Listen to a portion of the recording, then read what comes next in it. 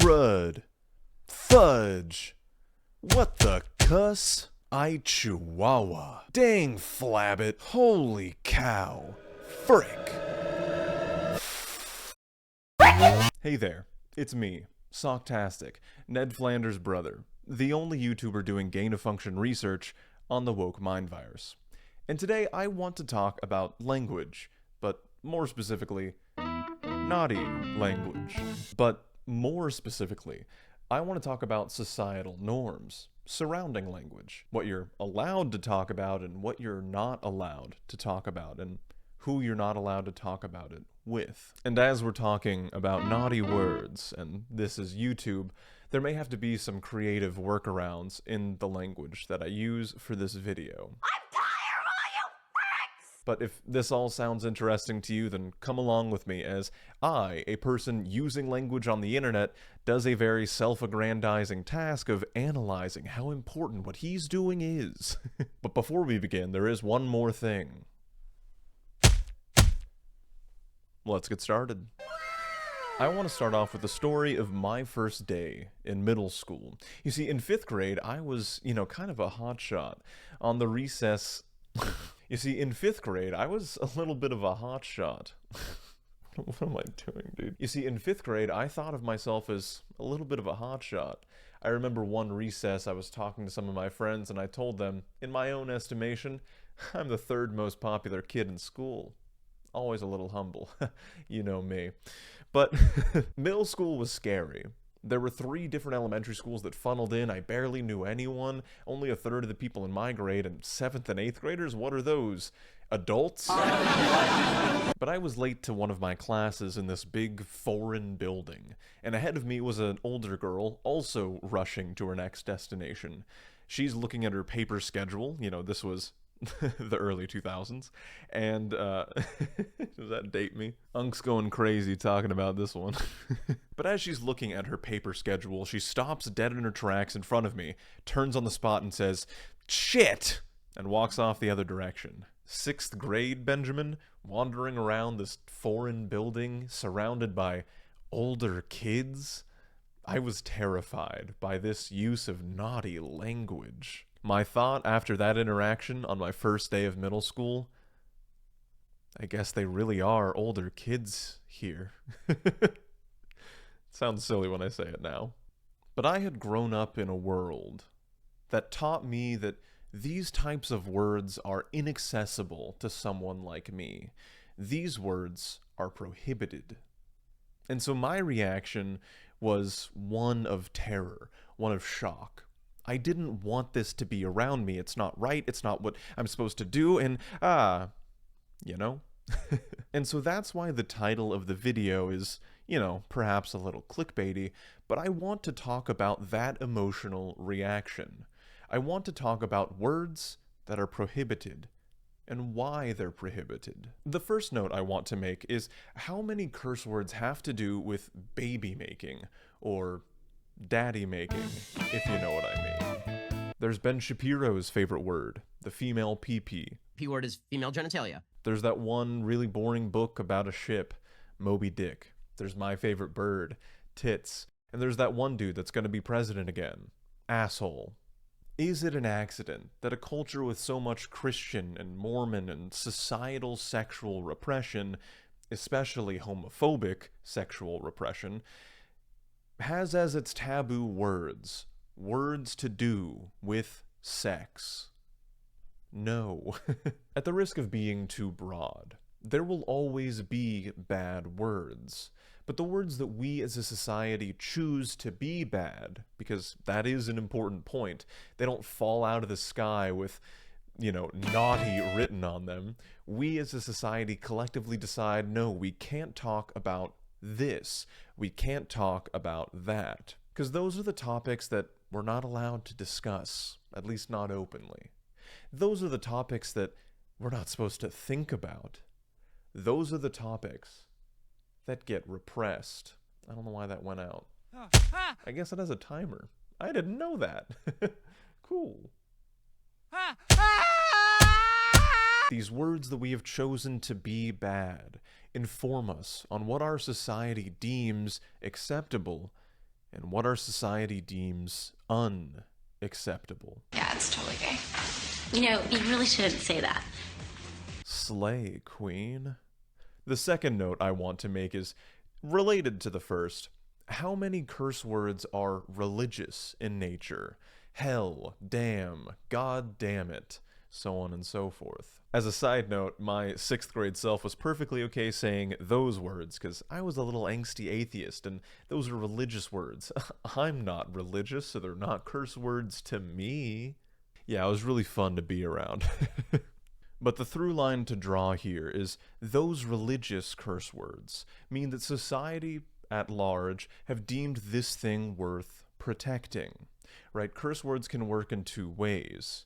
They can be a suppression of something, such as baby making, but they can also be a protection of something that we care about, making this taboo to criticize. And you know, I'm no linguist, but this is my broad understanding of the two types of curse words: protectionist curse words and repressive ones. Or to be more precise, them being considered curse words is the protectionist or repressive aspect of it, not the word itself. And the final introductory note that I want to make is slurs exist, so that's fun. Perhaps I'm simply arguing against the ghost of my past here, but as someone who grew up in rural Texas, slurs were very common in the people that I was around, and I grew up using them very flippantly. In late high school and even into early college, I would justify the use of slurs by saying, words only have power because we give power to them.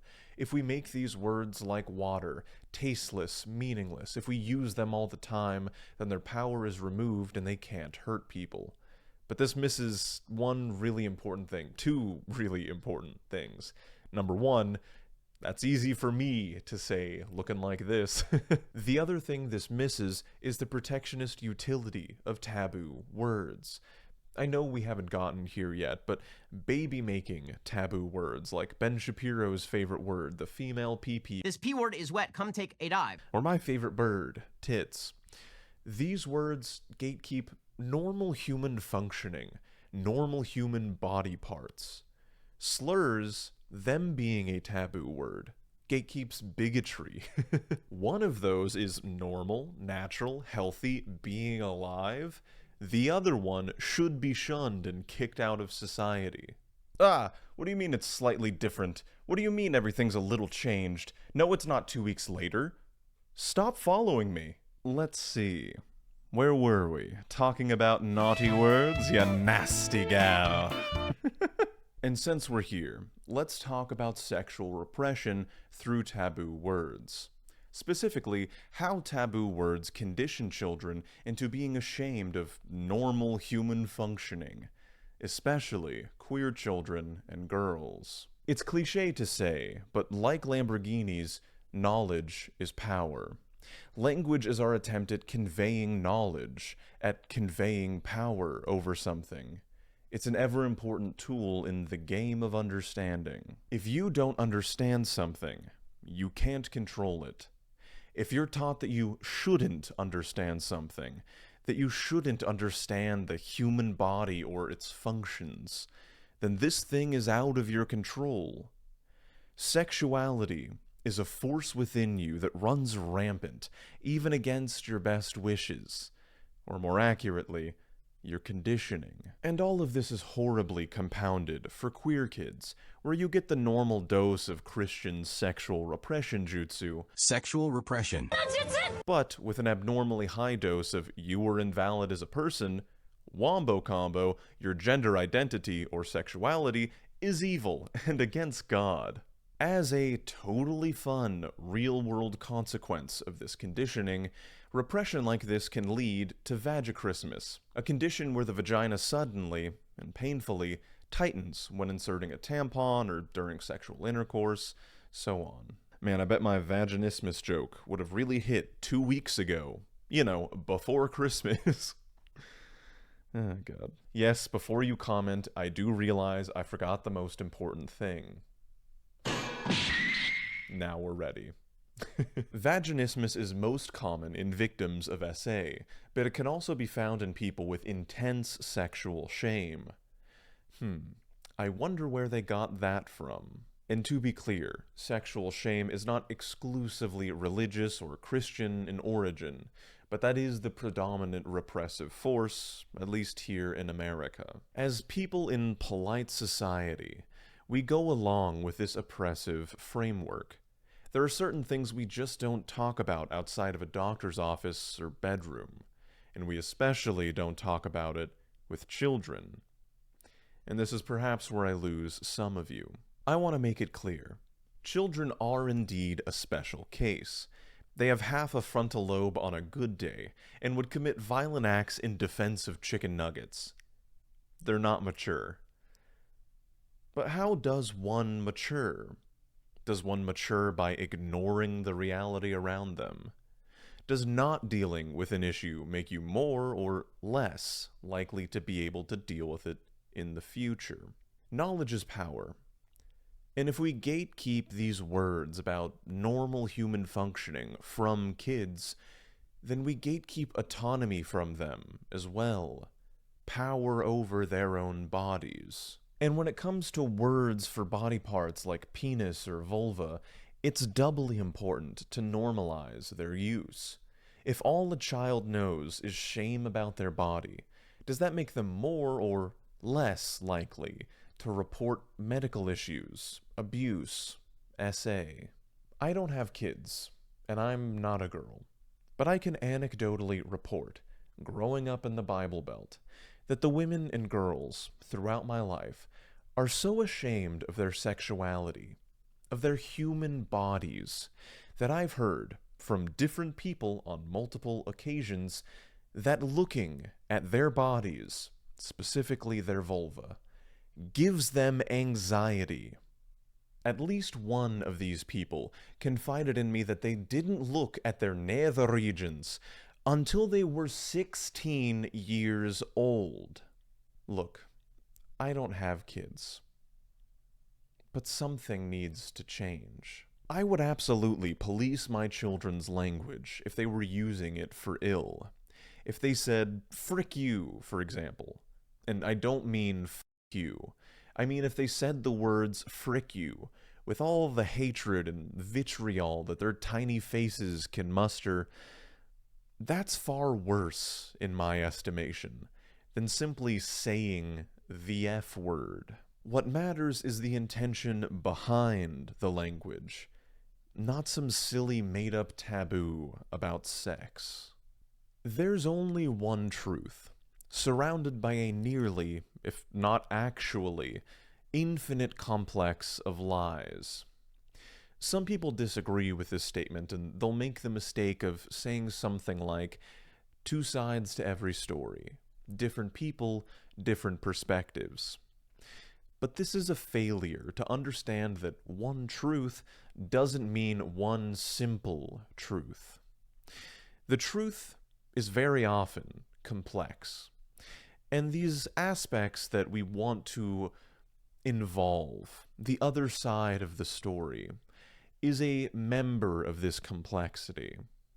Let me give you an example of what I mean. I was listening to some music on my headphones, and my nephew came home and looked at my pink headphones and asked if they were my partner, Kim's. And I said, no, I bought them with my own American dollars. And he said, but pink is a girl's color. Is he correct? The answer is yes. That is the truth, right? But really it's not the truth. It's a part of the truth. It's a sliver of what is the whole truth.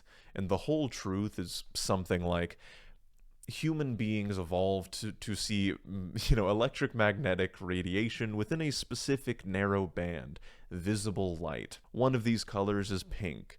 Pink is historically associated with girls, and then you can get into the whole concept of gender there. But it's historically associated with girls, and so it is a girl's color because of arbitrary aesthetic definitions and decisions made a century or more ago, right?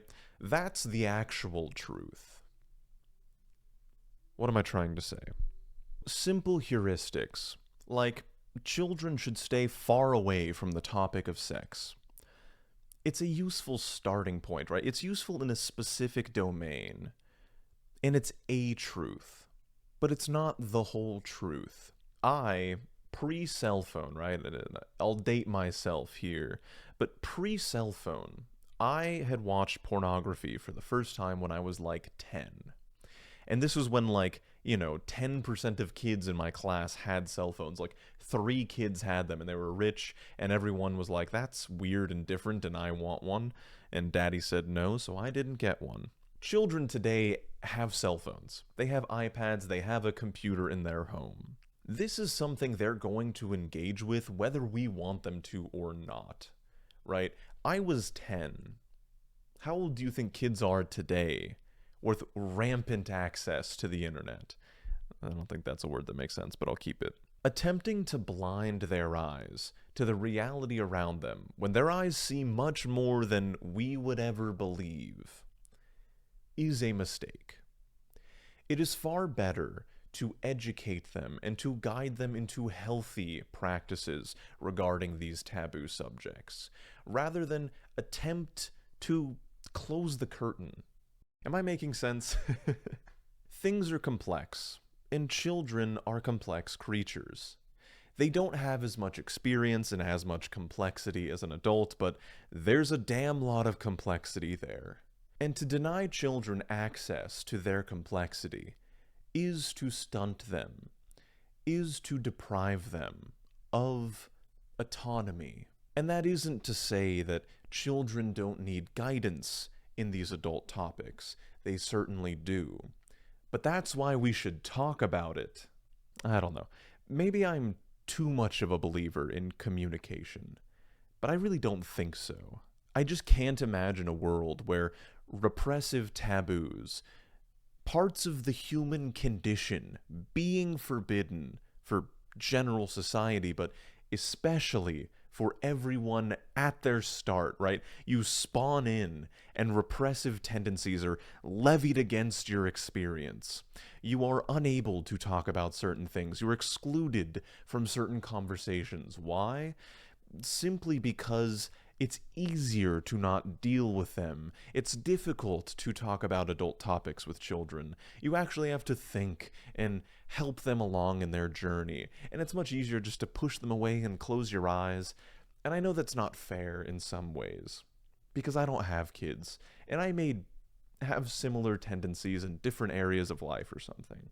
But I just can't imagine a world where repressive language benefits us, benefits people, benefits society. More communication is always a good thing, and I really believe that. And so any force that acts against communication is a force that I want to fight against. Thank you everyone who made it this far into the video. I really do appreciate it.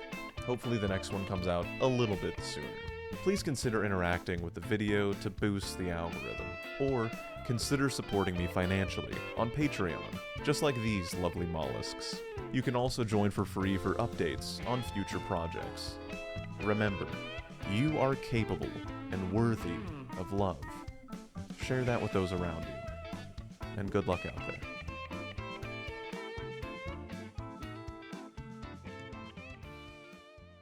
Hey there, it's me, Socktastic, Ned Flanders' brother, the only YouTuber doing gain-of-function research on the woke mind virus. And I want to talk about language and how woke it's become. I want to talk about these leftists. What am I doing?